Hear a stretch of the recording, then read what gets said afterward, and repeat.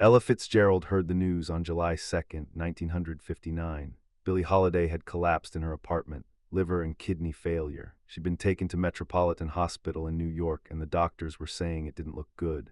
Ella stood in her living room holding the phone, processing what she'd just been told. Billie was dying, and they hadn't really spoken in years. This is the story of what happened when Ella decided to visit.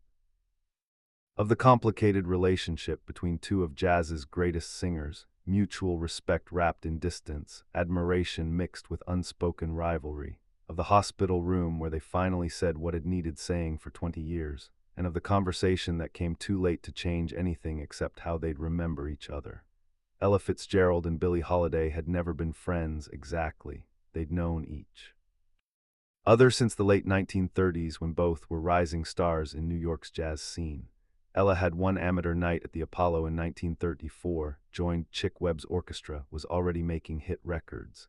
Billie was singing at clubs in Harlem, her voice unlike anything anyone had heard before, small but devastating, turning limitation into artistry. They'd performed at many of the same venues over the years. The Apollo, the Savoy Ballroom, clubs up and down 52nd Street. They knew all the same musicians, Count Basie, Duke Ellington, Lester Young. They moved in overlapping circles, saw each other regularly at industry events, backstage at theaters, in recording studios. But they'd never been close, never had dinner together, never called each other just to talk. Their relationship was professional acknowledgement, nothing deeper. Part of it was musical. They represented fundamentally different approaches to jazz singing, and those differences were stark enough that comparison was inevitable and uncomfortable. Ella was technically perfect, pure tone, precise pitch, incredible range that spanned nearly 3 octaves, respectful of melody even when improvising. She could swing hard but always maintained classical discipline and precision. Her voice was an instrument of perfection, capable of matching any horn player note for note. Critics called her the First Lady of Song and meant it as recognition of both her technical superiority and her dignity. Billie was something else entirely. Her voice was smaller, less technically impressive by conventional standards, limited to maybe an octave and a half on her best days. Her tone was rough, worn even when she was young, unconventional in ways that defied classical training, but what she did with those limitations was devastating. She bent notes in ways that shouldn't work but somehow did. She played with time, dragging behind the beat or rushing ahead in ways that created almost unbearable tension. She infused every syllable with lived experience, pain, longing, defiance, heartbreak. Her voice wasn't perfect. It was human, raw, honest in ways that perfect technique could never capture. Critics and fans naturally compared them, created a false rivalry that neither woman asked for. Ella versus Billie became a tired debate in jazz magazines, at concerts, in record stores. Who was better, the one with the perfect voice or the one with the perfect soul, the technician or the truth teller?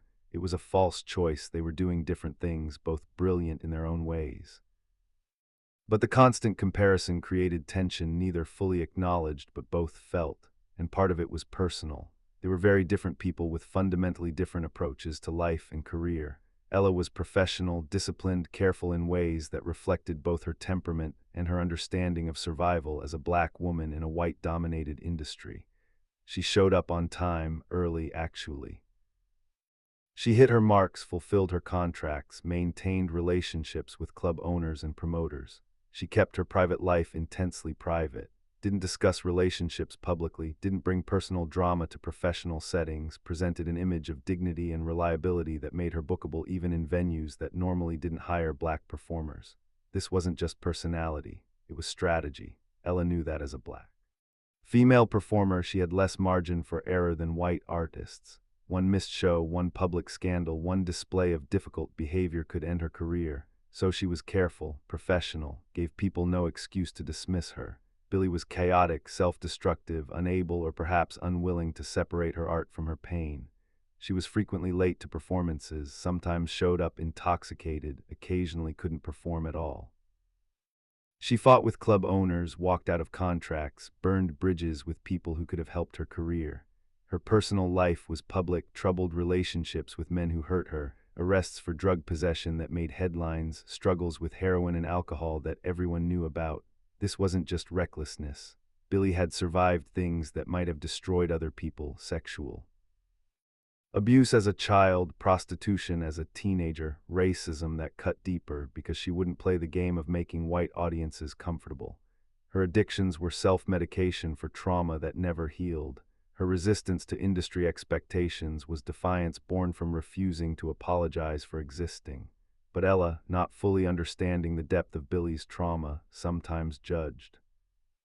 She knew Billie's life had been harder, childhood horrors Ella had been spared, exploitation Ella had avoided, pain that went deeper than professional struggles.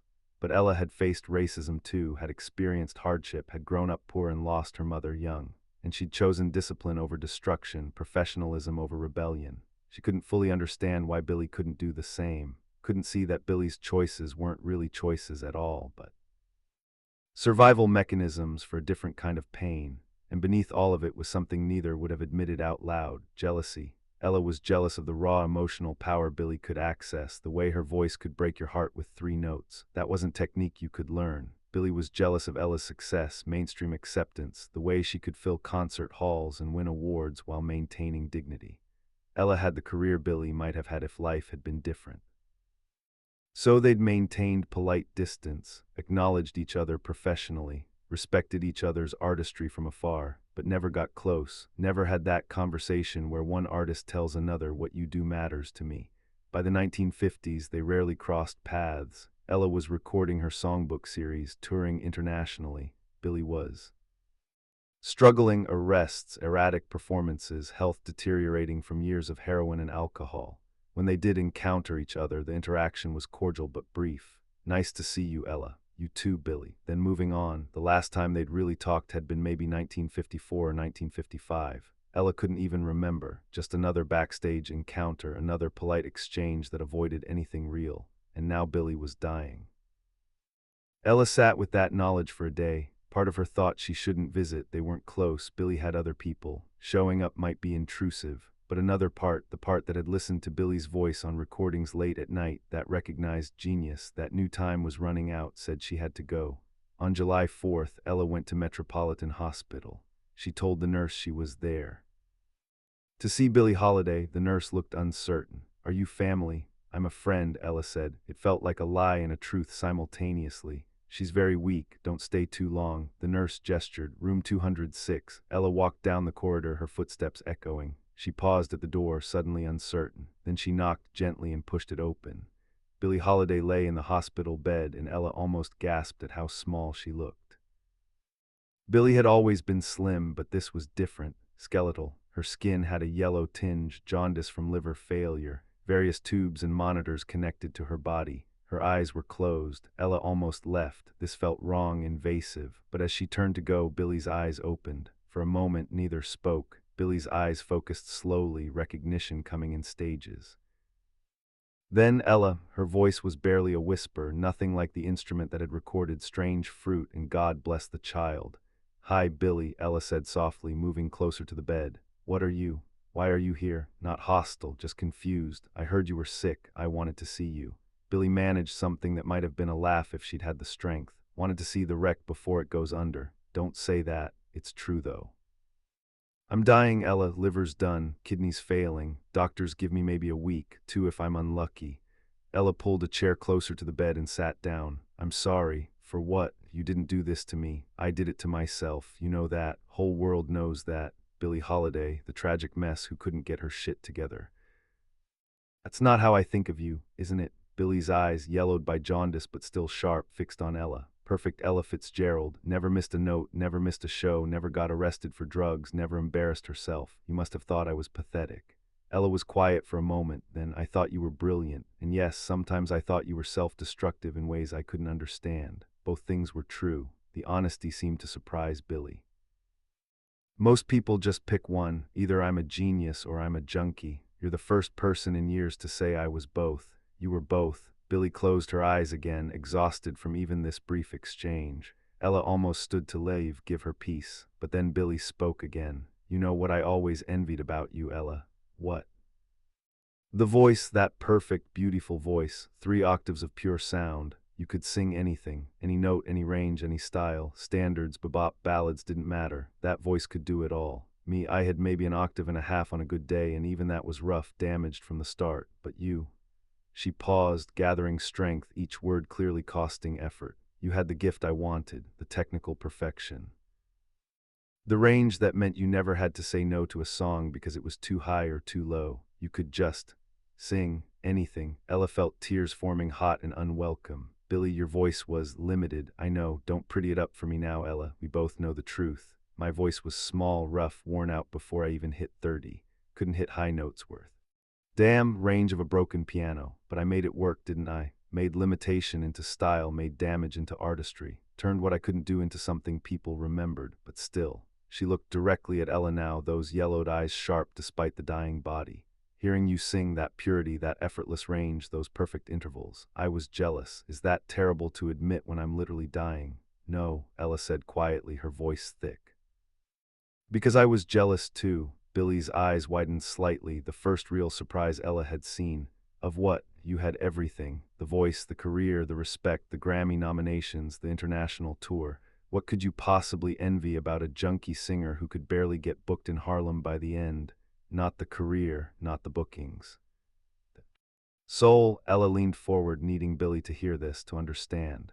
You had something I could never reach, no matter how perfect my pitch or how wide my range. You could make people feel things with 3 notes that I couldn't make them feel with 3 octaves. Your voice had truth, pain, real lived experience embedded in every syllable. When you sang Strange Fruit, people didn't just hear a song about lynching. They felt the horror, the grief, the rage. Because you'd lived that pain, that injustice, that knowledge of what racism actually costs. It was in your voice, in the way you bent those notes, in the spaces between the words. That's just trauma, Billie said flatly, but her voice wavered slightly. You're romanticizing my suffering, Ella, making it sound noble when really it was just damage, childhood rape. Teenage prostitution and men who beat me and drugs that ate me alive. That's not artistry, that's just pain finding a way out. It's both, Ella insisted. The pain was real, the trauma was real, but what you did with it, turning that suffering into art that mattered, that changed how people understood their own pain, that was genius. My technical perfection is one thing, it's admirable, I suppose, but your emotional honesty was another thing entirely, both valuable. Both necessary, different. Billie was quiet, then we were different, very different, and people made us compete, like there could only be one great jazz singer.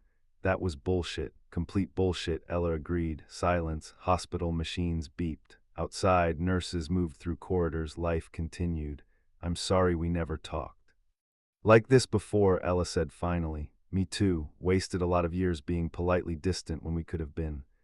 Billie trailed off. What? I don't know, not friends exactly. We're too different for that, but colleagues who respected each other. Who said out loud what we appreciated instead of keeping it locked up. Why didn't we? Billie considered. Pride, fear, the industry telling us we were rivals, our own insecurities, take your pick. All of the above, probably. Another silence. Then Billie said, will you do something for me? Anything. After I'm gone, and I will be gone soon, will you sing God Bless the Child sometimes? Not at my funeral, I don't want that, but just in concerts, your way, your perfect, beautiful way. Ella's tears spilled over.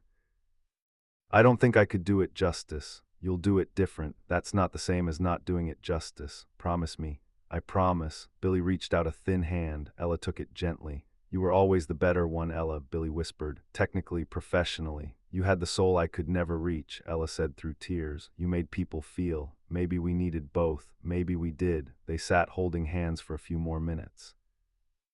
Billie's grip was weak, but she didn't let go. Neither did Ella. Finally, a nurse knocked gently. Miss Fitzgerald, MS. Holiday needs to rest now. Ella nodded, standing slowly. She looked down at Billie, who seemed even smaller than when she'd arrived. Goodbye, Billie. Goodbye, Ella. Thank you for coming, for saying what you said. Thank you for saying what you needed to say. Ella walked to the door. As she opened it, Billie called out, voice barely audible. You really were brilliant, you know. I should have told you that years ago.